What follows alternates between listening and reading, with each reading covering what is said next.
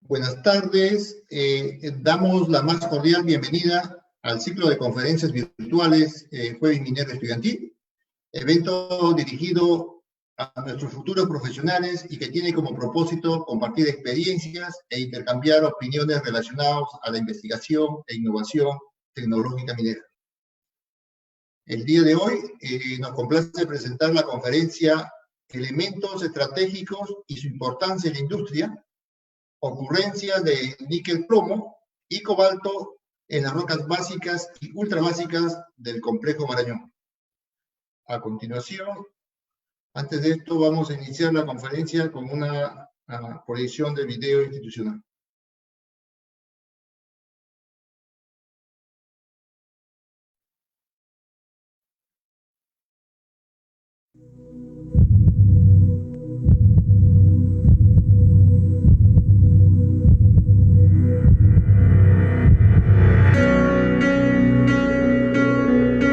La pandemia nos sigue afectando a todos.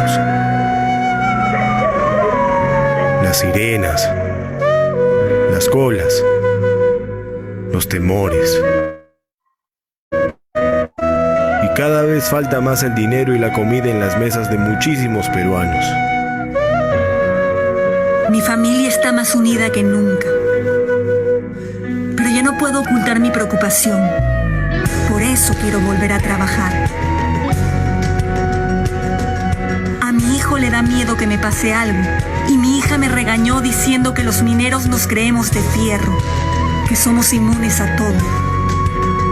Ya les conté que en la mina estamos aislados, más seguros que en las calles, y que trabajando no solo llevaremos comida a nuestras casas, sino también a las mesas de muchas familias de agricultores, panaderos, electricistas, obreros, transportistas y muchos más. Mi familia ya comprendió que la mejor cadena de solidaridad es la que nos da la oportunidad de trabajar, de generar nuestro propio dinero. Y que solo coordinando los esfuerzos de todos, colaborando y protegiéndonos como un equipo, podremos superar las peores crisis.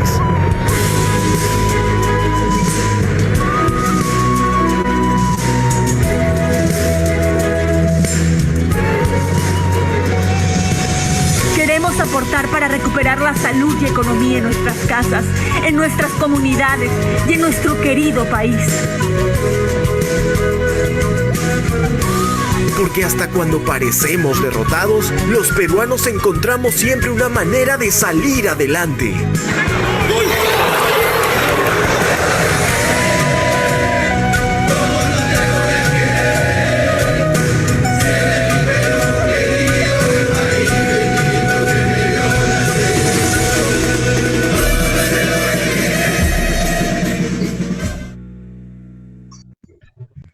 Muchas gracias.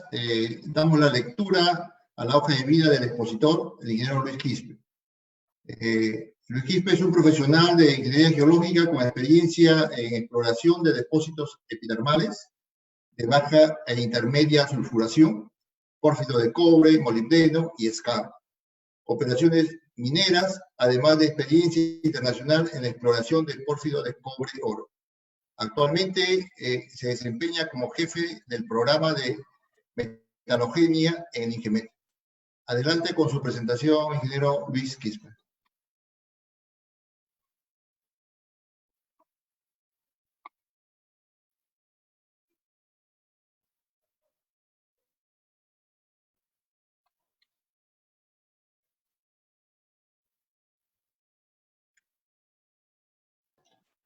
Buenos días con todos. A ver. ¿Me escucha? Listo. Está inhabilitada la opción de compartir pantalla.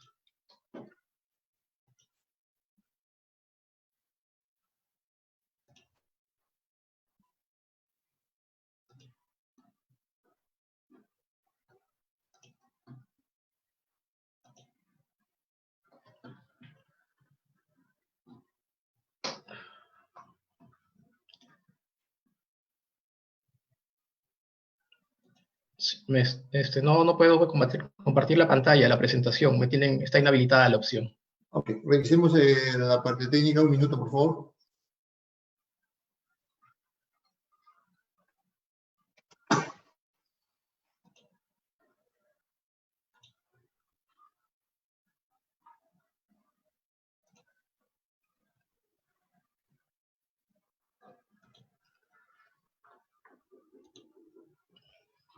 Listo. Bueno, buenos días con todos. Ahora les voy a hablar un poco sobre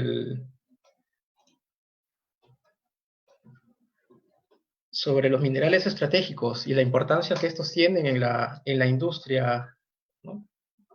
Y sobre todo en un caso específico, que es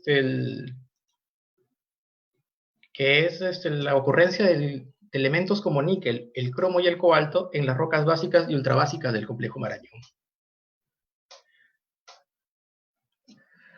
¿Cuál es el contenido de la siguiente presentación? Bueno, vamos a iniciar con una introducción. Vamos a hablar un poco sobre qué son los elementos estratégicos y cuáles son elementos críticos.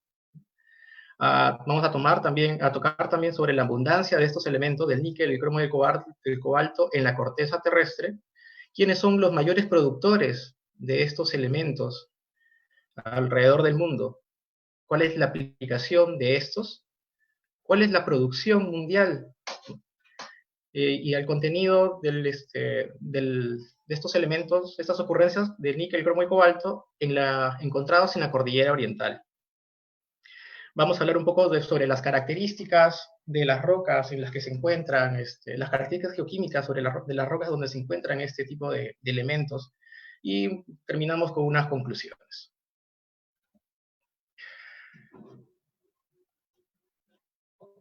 Bueno, a partir de los años 90, con el avance de la industria y la tecnología, se incrementó el consumo de esos elementos críticos y estratégicos, entre los que también consideramos al níquel, el cromo y el cobalto.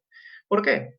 Debido a que estos elementos se utilizan en la fabricación de baterías de celulares, en las pilas recargables, instrumentos quirúrgicos, hélices de barco, en las turbinas de los aviones, en las baterías de carros híbridos, en algunas plantas desalinizadoras y así en distintas empresas, ¿no?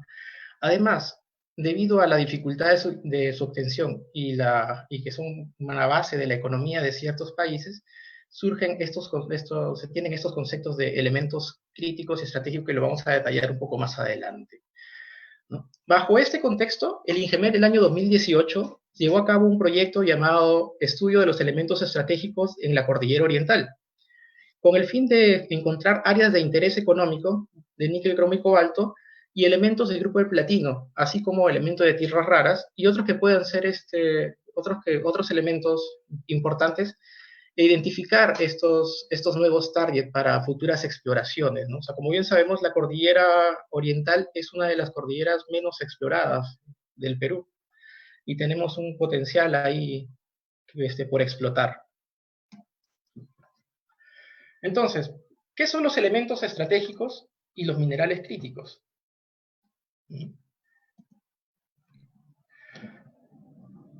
Los elementos estratégicos fueron definidos por Linde en el año 2012, ¿no? Y dice que son todos aquellos elementos que tienen un alto riesgo de sufrir un inconveniente de dotación, o todos aquellos que son importantes para la industria militar, para la tecnología, las nuevas tecnologías, la defensa nacional y la economía de un país. Esto debido a sus aplicaciones en las industrias aeroespaciales, las militares, como hemos comentado, ¿no?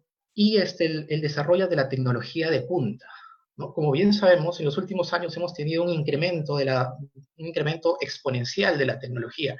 Hace 20, 25 años nos comunicábamos por un teléfono alámbrico. Ahora tenemos los iPhones, tenemos los celulares, toda la tecnología ha desarrollado de una forma exponencial. Y es aquí donde radica una de la gran importancia de algunos de estos elementos críticos y estratégicos.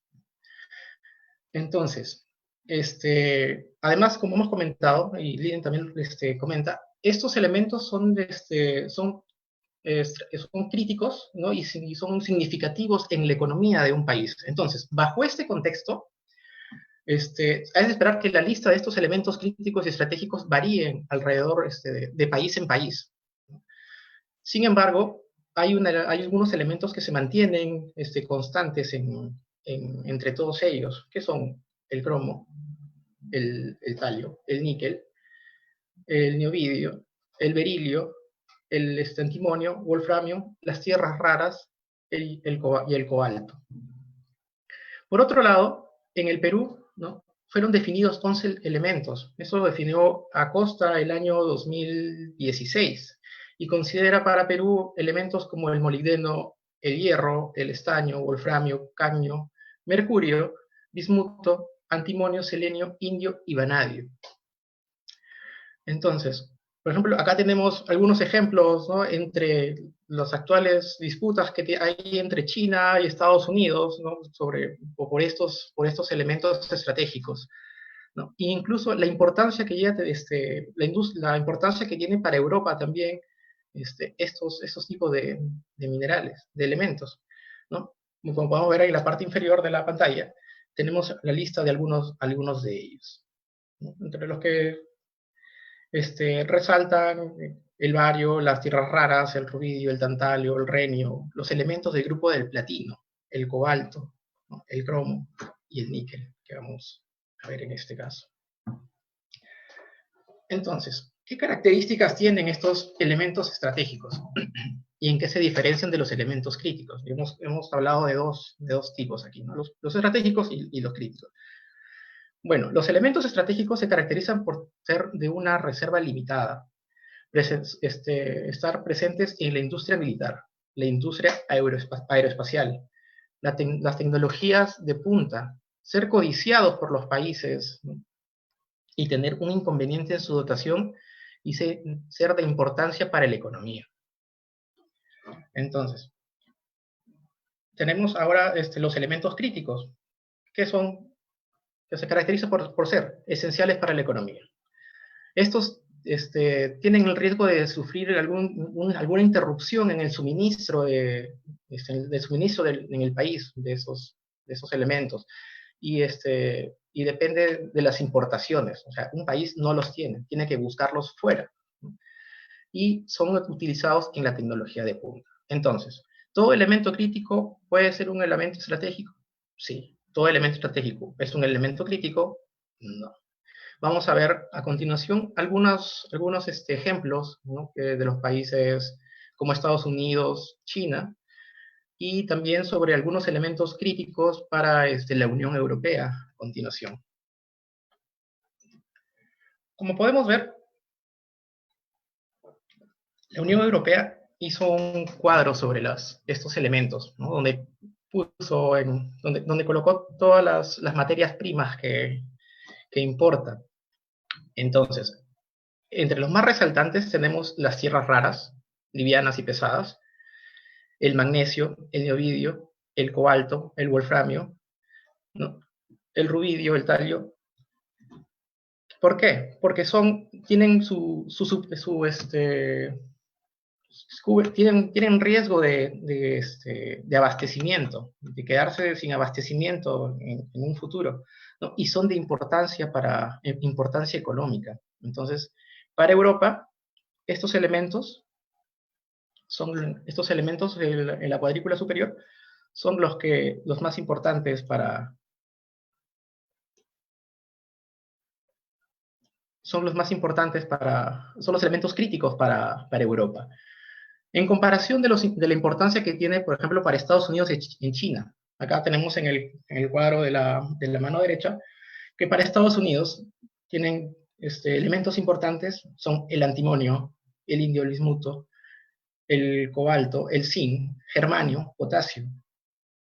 Y para China tenemos igual el cobalto, selenio, berilio, cadmio, cobre. Y para ambos, ¿no?, tanto para China como para Estados Unidos, ¿no?, es el renio, el manganeso, el talio, el cromo y el neobidio. El platino, paladio, circonio, entre otros. Entonces, ahí podemos ver que para Estados Unidos tiene un grupo de elementos, China tiene otro grupo, pero igual hay algunos en comunes. ¿Cuál es la producción de estos elementos críticos y estratégicos, ¿no? ¿Qué país es el que predomina, ¿no? Como podemos ver, ¿no? China es el que tiene el 70% de las exportación, de la producción de elementos críticos y estratégicos. Podemos ver la gran variedad de elementos como el antimonio, el bismuto, el flúor galio, magnesio, entre otros. Mientras que Estados Unidos tiene el berilio, el helio. Rusia, ¿no?, es exportador de paladio. Brasil de niobidio. Francia de hafnio. Pero, como podemos ver, ¿no?, China es el que se lleva de encuentro a todos estos países, ¿no? Y hablando de elementos de tierras raras, las tierras raras, ni vuelta que dar. China se lo lleva de encuentro a todos los países, ¿no? Tiene casi el 90% de toda la producción total de importación de tierras raras. Entonces ahí es donde se ve la preocupación tanto de Estados Unidos como de Europa por estos tipos de elementos y empezar a buscarlos en otros países como Perú, Brasil, ¿no?, todos los países de Sudamérica, incluso en África, ¿no?, para poder abastecerse y no depender de China para la dotación de estos elementos. ¿Cuál es la abundancia del níquel, cromo y cobalto en la corteza terrestre?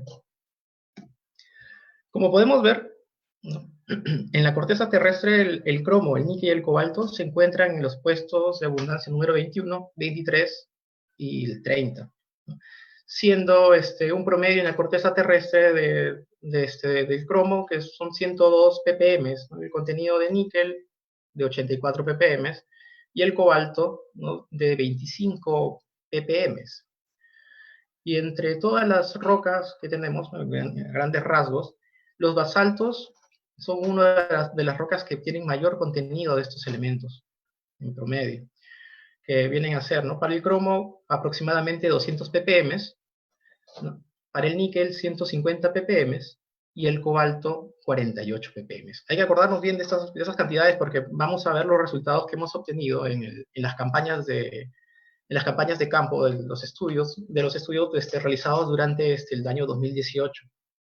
Y van a ver por qué son anómalos nuestros contenidos de estos elementos.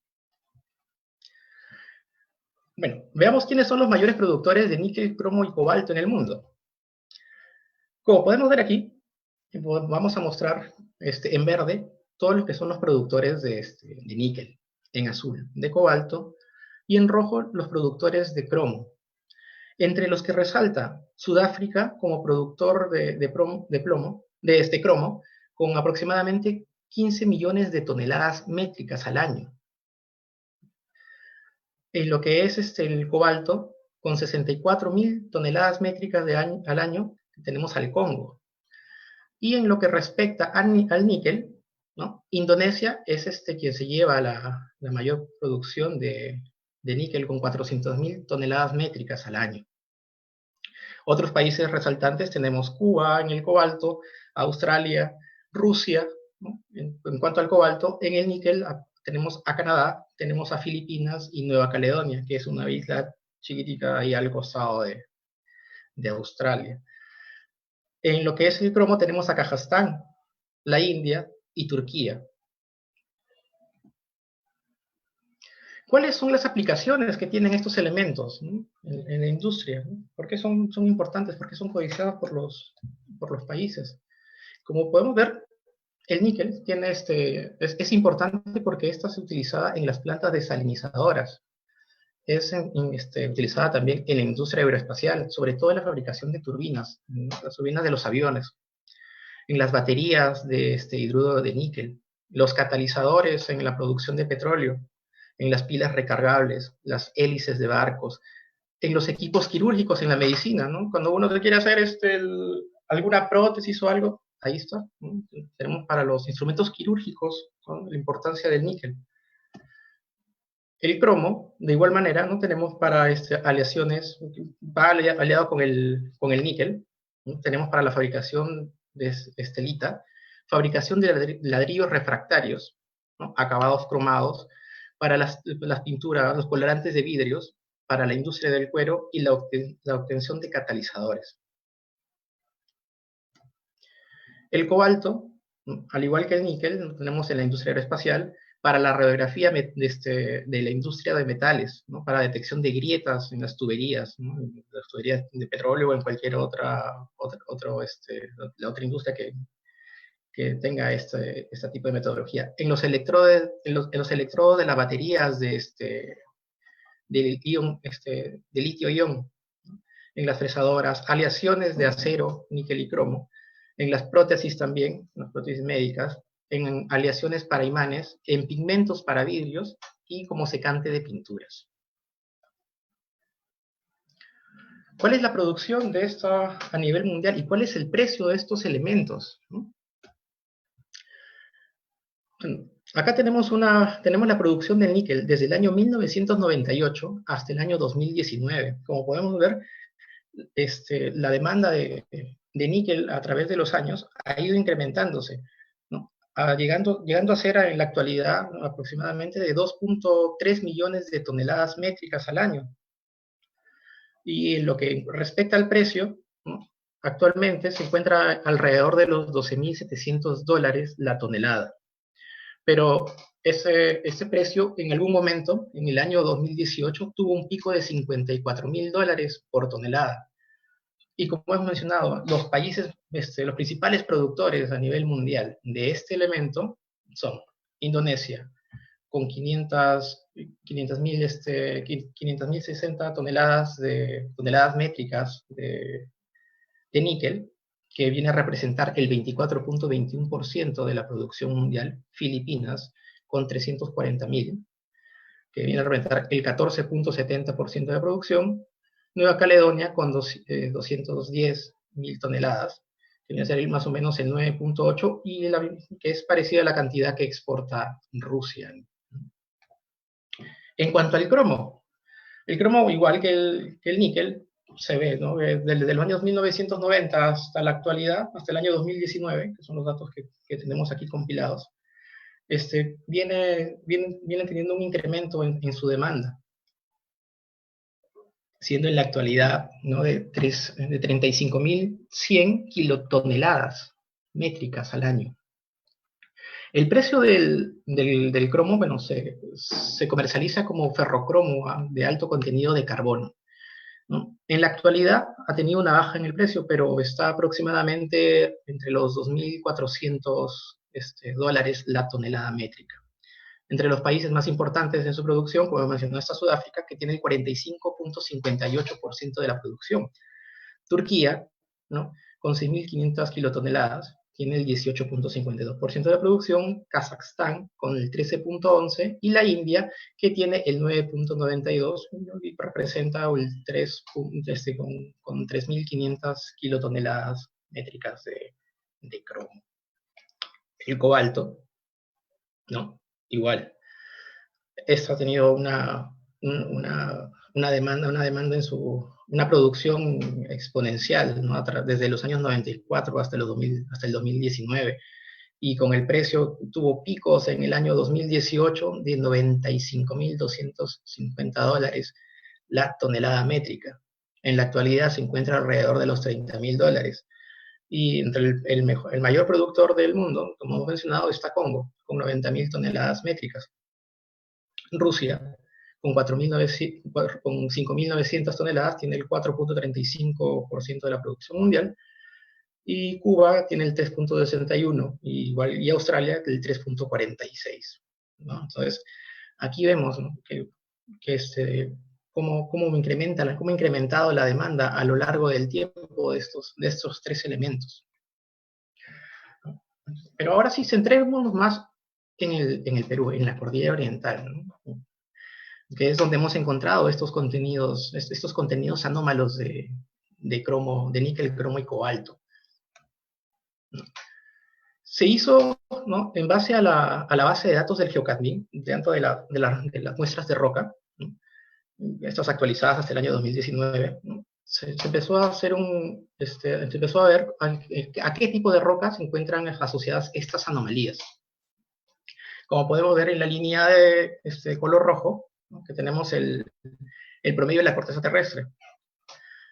¿no? Y tenemos las estelitologías, las sienitas, las riolitas, las monzonitas, metabasaltos, andesitas, entre otros, pero que están relativamente por debajo del promedio de la corteza terrestre. El único que por ahí está un poco por encima son los metabasaltos, pero quienes se dispara definitivamente en cuanto a los valores de níquel, tenemos a las rocas ultrabásicas serpentinizadas. ¿Cuáles son los valores que se encontraron de este elemento en este tipo de roca? ¿No? Tuvimos valores máximos de 2.500 ppm y un valor mínimo de 392 ppm, bastante altos, ¿no?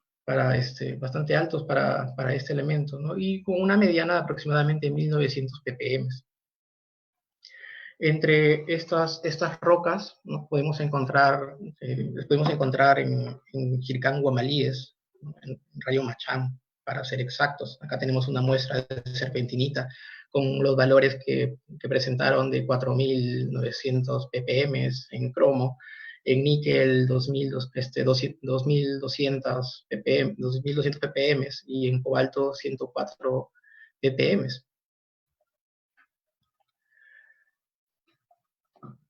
En cuanto al cromo, ¿no? Del mismo modo, en la muestra que nos arrojó el mayor valor de cromo fue una muestra de Tapo, que tuvo más de 1% de contenido de cromo. El níquel presentó valores de aproximadamente 1.190 ppm y en cobalto 180 ppm, ¿no? Se hizo la misma metodología y volvieron a resaltar las rocas ultrabásicas serpentinizadas como las que se encuentran asociados a estos valores anómalos de cromo. En cuanto al cobalto, de igual manera, ¿no? Acá sí tuvimos dos tipos de rocas asociadas. Podemos ver los metabasaltos, que también se encuentran sobre la media, sobre el promedio de la corteza terrestre, y las rocas ultrabásicas serpentinizadas, ¿no? Una de las muestras que tenemos aquí representativas proviene de Huancapayac, ¿no? Tenemos la muestra de una roca ultrabásica serpentinizada con los valores de cromo de 2.600 ppm, de níquel de 2.150 ppm y cobalto de 102 ppm, ¿no? Los valores máximos de este elemento para este tipo de roca, para estas rocas ultrabásicas, nos tenemos entre 180 ppm, un valor mínimo de 43, que no es muy relevante, pero la mediana está alrededor de los 88 ppm. ¿Y dónde se encuentran estas anomalías? ¿Es un solo punto? ¿No? Como podemos ver, estas anomalías han sido encontradas a lo largo de las regiones Ancash, Pasco, Junín, ¿no? Aquí tenemos algunos ejemplos. Tenemos en Huari, Anra, en Ancash, ¿no? Que es la muestra número 1, donde pueden ver el mapa en la mano izquierda. A ver si me...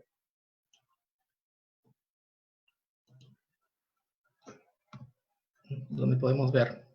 Tenemos dos muestras ahí resaltantes, la 19J MMT03 y 04, que tienen contenidos de cobalto de 91 y 83 ppm, de cromo 2500 ppm, 2300 ppm, y níquel de 1800 y 1900 ppm, ¿no?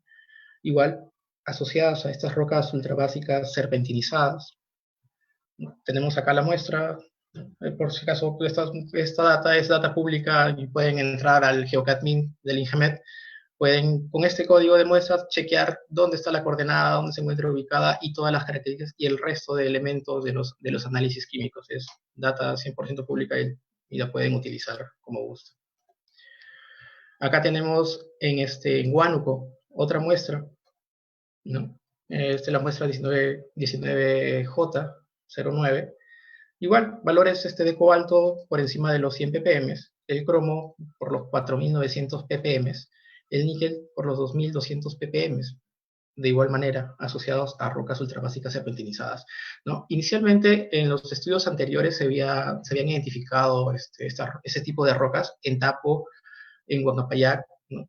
En sitios muy restringidos, pero con este estudio hemos podido ampliar toda esta franja de de rocas, ¿no?, a lo largo de la cordillera oriental. Aquí tenemos en Huánuco nuevamente, ¿no? Igual 135 ppm para el cobalto, cromo 2500 ppm y el níquel con 1000 ppm aproximadamente. Estas muestras pertenecen a la zona de Chinchao, en Huánuco. Podemos ver en la foto del afloramiento a la mano derecha, ¿no?, y en el mapa que viene a figurar, viene a ser el área resaltada con el número 3. En el complejo Huancapayac tenemos aquí sí varias muestras. Acá se podía encontrar tanto rocas ultrabásicas serpentinizadas, metabasaltos, ¿no?, y con todos estos valores, ¿no?, entre 115 ppm, 103 ppm, 102, ¿no? Los valores más bajos que tenemos fueron de 83 ppm en cobalto. En cromo, que van entre los 3200 ppm y aproximadamente los 2300 ppm. En el níquel, todas las muestras por encima de los 2000 ppm. Estas muestras se encuentran ubicadas en todas las estrellas, ¿no?, resaltadas en el mapa del centro, y el área del área de estos afloramientos lo podemos ver con el número 4 en el mapa de la mano izquierda. Luego el famoso Tapo, ¿no?, que ha sido una mina de cromita hace varios años. Esta ha sido estudiada por Castroviejo, Tassinari, Acosta, entre otros. Tenemos aquí una muestra de un nódulo de cromita, ¿no?, y aquí se encuentran los valores más altos que hemos obtenido a lo largo de la cordillera oriental, ¿no?, con valores de cromo por encima de 1%, de 1%. Los valores de níquel aproximadamente de 2000, bueno, valores máximos de 2000 ppm, 2100 ppm, y el cobalto con valores de 180 ppm, ¿no? Esto se encuentra en Junín. Finalmente, en Huancavelica, en Runa Hueñusca, ¿no?, también se evidenciaron este tipo de rocas ultrabásicas, ¿no? Tomamos una muestra y la más resaltante nos dio 99 ppm de cobalto en cromo, 1500 ppm y 2000 de níquel. Entonces, ¿qué características tienen este tipo de rocas, ¿no? ¿En qué tipo de elementos se encuentra, en qué tipo de minerales se encuentran se encuentran asociadas a estas anomalías, ¿no? Vamos a verlas a continuación. Acá tenemos, por ejemplo, la muestra 20K. Podemos ver que tenemos las serpentinitas, hermosas finas, y el 20K09. Y los minerales encontrados de cromo y los elementos de níquel y cromo se encuentran asociados a cromitas y minerales como mirellita. Además, se tuvieron indicios de pentlantita, además de elementos de minerales como estictita, que es un carbonato de cromo, entre otros. Acá podemos ver las fotos, las microfotografías de los análisis de microscopio de barrido electrónico. Podemos ver acá las cromitas siendo reemplazadas por las magnetitas, las mirellitas, igual acá la mirellita siendo reemplazada por la magnetita. ¿Cuáles son las características químicas que se muestran en este tipo de rocas? Pues podemos ver en el diagrama de AFM, ¿no?, que por ejemplo, estas rocas ultrabásicas se encuentran en el área, ¿no?, característico de las rocas ultrabásicas cumulativas, ¿no?, que son, lo que pertenecen a los metabasaltos, ¿no?, se encuentran a las rocas relacionadas a las rocas máficas cumulativas también. Podemos ver acá el diagrama de Spider, normalizados al condrito C1, tanto para las rocas ultrabásicas serpentinizadas en el cuadro superior, y podemos ver que se encuentran que tienen una similitud a la firma de las rocas del Moore normal, ¿no?, solo que se encuentran más suprimidas, ¿no? ¿Por qué esto de acá? Se debe esto de acá porque los análisis petromineragráficos que se realizaron, ¿no?, dieron como protolito de rocas que eran posiblemente, se encontraron dunitas, harburgitas, ¿no?, Entonces, por la característica de las rocas, es que estos se encuentran deprimidos en todas las tierras raras, bueno, por debajo del MOR, de la firma de los basaltos, de dorsales oceánicas. Y luego para las rocas, para los metabasaltos, se veía que se tienen unas firmas tipo y de MOR enriquecido, así como una firma muy, muy similar a la del MOR normal. Entonces, en las gráficas de discriminación tectónica de Peirce del 84, en base al cromo y al litio, podemos ver que las rocas ultrabásicas serpentinizadas tienen una composición similar a la litosfera oceánica residual y a la composición astenosférica, mientras que las rocas metabasálticas tienen una composición más de MOR. Se realizaron alrededor de 17 dataciones durante este estudio, ¿no? Dataciones de samario neodimio en roca total, tanto de las rocas serpentinizadas, de las ultrabásicas serpentinizadas como metabasaltos. Entonces, el épsilon de neodimio nos arrojó valores aproximadamente cercanos a 1, ¿no? Que son similares a las firmas que pueden encontrar en rocas provenientes de arcos de islas, ¿no? O plumas mantélicas.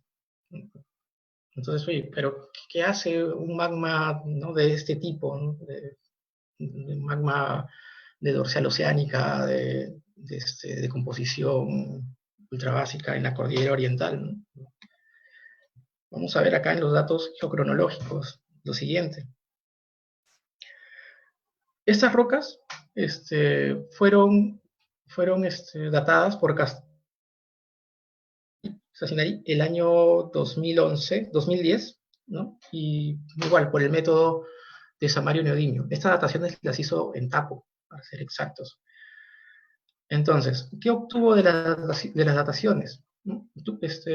A él le arrojaron una edad de aproximadamente 680 millones de años, tanto para las cromitas como para las rocas, para los metabasaltos y los gabros de la zona. Entonces, con esto, ¿qué quiere decir? Que tanto las cromitas como que estos metabasaltos que se encuentran alrededor de estas rocas, de estos ultrabasaltos, de estas ultrabásicas, fueron formadas al mismo tiempo. Posteriormente, el año 2011, ¿no?, las nuevas dataciones le arrojaron edades de 718 millones de años, con más o menos 47. En cambio, y son muy parecidas a las dataciones que nosotros hemos obtenido en el presente estudio, ¿no? Igual hicimos dataciones de samario neodimio en roca total, en todas las litologías, como las rocas ultrabásicas serpentinizadas, los metabasaltos, e incluso hasta en algunos esquistos, ¿no?, de toda el área de estudio a lo largo de la cordillera oriental. Y podemos verlo, lo podemos ver aquí en el mapa. Como vemos, hemos obtenido valores de aproximadamente de 812 millones de años hasta 1500 millones de años, que son los triángulos de color rojo en el mapa de la mano izquierda. Otros autores, como Chen, en el año 2008, hicieron dataciones de zircón, ¿no?, de uranio plomo en zircones, y obtuvieron edades de 1187 millones de años, ¿no?, 1071 millones de años, y así aproximadamente. Von Hom, en el año 85, realizó unas dataciones en el sur del Perú, también en la cordillera oriental, y obtuvo edades en plagioclasas de potasio-argón de 1123 millones de años. Entonces, estos de acá se remontan al neoproterozoico y mesoproterozoico, ¿no?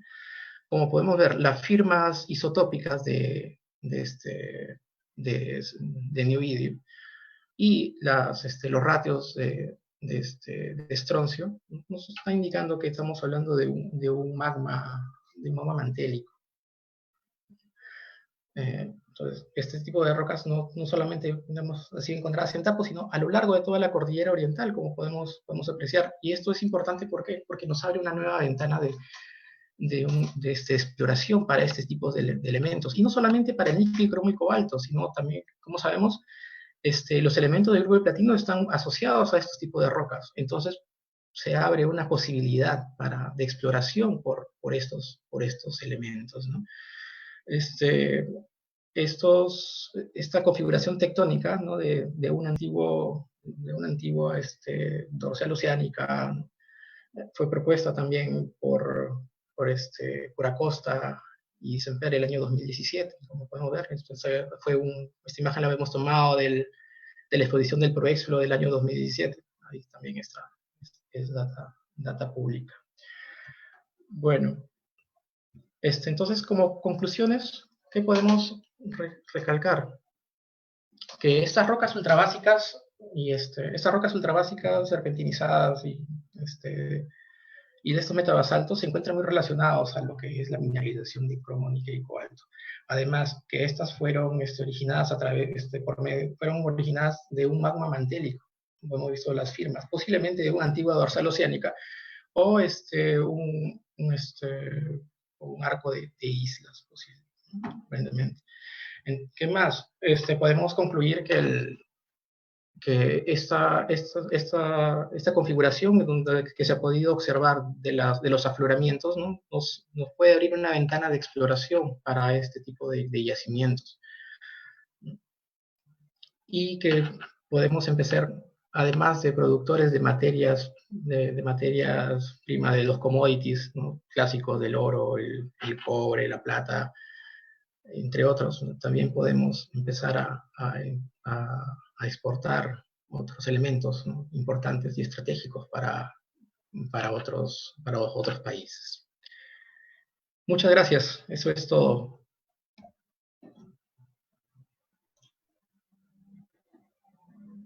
Bien, muchas gracias, ingeniero Luis Quispe, por su excelente presentación. Damos pase a la ronda de preguntas. Esperamos sus preguntas a la audiencia. Mientras tanto, vamos comentando la gran importancia de esta exposición. Hemos visto de estos elementos del cromo, cobalto y níquel, cómo es que se ha incrementado la demanda en los últimos años. Gracias al estudio de Ingemet, podemos apreciar también que en el Perú está ya identificado, tiene múltiples aplicaciones en la medicina, en el espacial, elementos muy estratégicos y críticos. Bien, estamos viendo que lleguen las preguntas. Aquí tenemos, a ver, tenemos una pregunta de Ángel Acosta. Nos dice, ¿han determinado la influencia de la serpentinización en el enriquecimiento de elementos estratégicos que presentan estas rocas ultrabásicas? ¿Fue relevante para el enriquecimiento?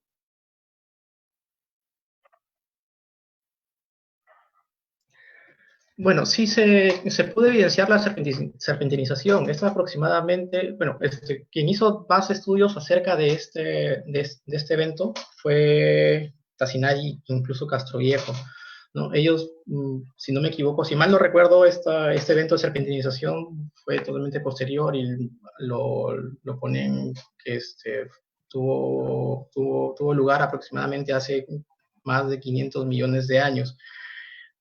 Posiblemente sí tenga un rol en el enriquecimiento de estos elementos, pero no se ha profundizado, bueno, por lo menos en este proyecto, más sobre el aspecto de la serpentinización y los efectos que ha tenido en el incremento del contenido del cromo, ¿no? Más aquí nos hemos enfocado en evidenciar dónde podemos encontrar estos elementos. Sin embargo, para continuar, para terminar, lo que sí se ha evidenciado es hay un enriquecimiento posterior en cuanto al cromo, en cuanto a carbonato, ¿no? La estisita es un carbonato de cromo y eso presentan muy, muy altos contenidos de este elemento. Entonces, por ahí sí puede haber un papel de enriquecimiento posterior al emplazamiento de este tipo de rocas. Ok. Tenemos otra pregunta más de Dianis Pajuelo. ¿Los afloramientos de rocas ultrabásicas y metabasaltos están asociados a alguna falla regional? Sí, lo que se puede evidenciar que esos incluso a veces se encuentran concordantes o incluso discordantes con los esquistos de la zona, ¿no? Entonces, se encuentran a especie de roof pendant en la cordillera, en los cerros, en los afloramientos, ¿no? Y lo que se puede ver es que tenemos los afloramientos de estas rocas serpentinizadas, y las rocas que se encuentran, que infrayacen a estas, no presentan un grado de metamorfismo, o sea, presentan un fallamiento bien evidente, ¿no? Que hayamos estudiado y revisado a lo largo de toda la cordillera que el seguido esta estructura no se ha realizado. Como podemos ver, el área de estudio es bastante amplia, entonces nos hemos enfocado, pero de que se encuentran fallados, sí se encuentran fallados, se encuentran como splits o como roof pendant sobre estos esquistos del complejo Marañón. Ok, ingeniero. Hay una pregunta más de Gianmarco. Nos dice, ¿hay estudios sobre la presencia de yacimientos del coltán en el territorio peruano? ¿De coltán? No. No tenemos todavía estudios de coltán en el territorio peruano. Pero, si no me equivoco, por parte de la Dirección de Geología Regional también del INGEMET, se ha hecho un estudio sobre tierras raras, ¿no? Y, si no me equivoco, también de coltán en la cordillera oriental, pero enfocado más que todo en las regiones de Puno, que, si no me equivoco, mal no recuerdo, se pueden encontrar por ahí algunas anomalías, ¿no? Como este tipo de proyectos de los minerales estratégicos recién se ha impulsado a partir del año 2018, ¿no?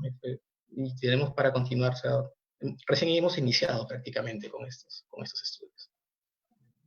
Ok, bueno, son todas las preguntas que tenemos del público. Agradecemos a todos por sus valiosos aportes y los invitamos hoy a las 19 horas al tradicional Jueves Minero Virtual, organizado por nuestra institución, donde presentaremos el tema de la reactivación de la minería a pequeña escala. Antes de finalizar, proyectaremos un video que ha sido elaborado por nuestra institución en el marco de la coyuntura. De esta manera concluimos la presente edición. Le agradecemos a todos su cordial compañía y esperamos contar con ustedes en la próxima jornada. Muchas gracias.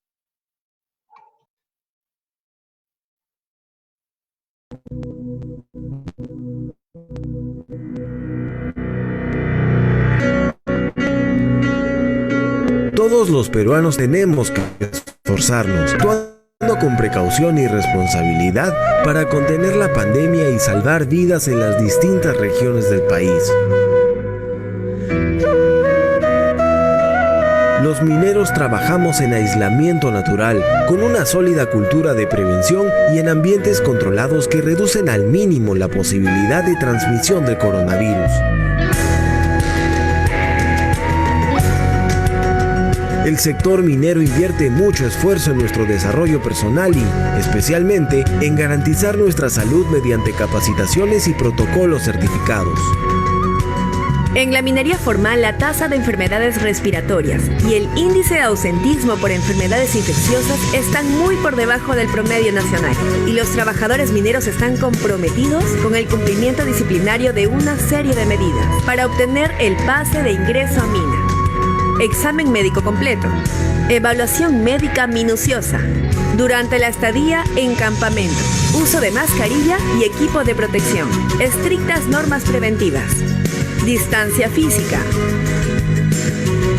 campaña sobre bioseguridad, control de temperatura, organización en cuadrillas, sistema de cuarentena, lavado continuo de manos durante el transporte de personal, distancia física, medidas de higiene y prevención.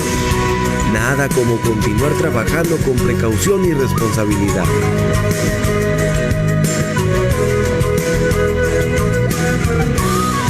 Todos esos hábitos nos dan confianza para multiplicar esas buenas prácticas en nuestras casas y comunidades.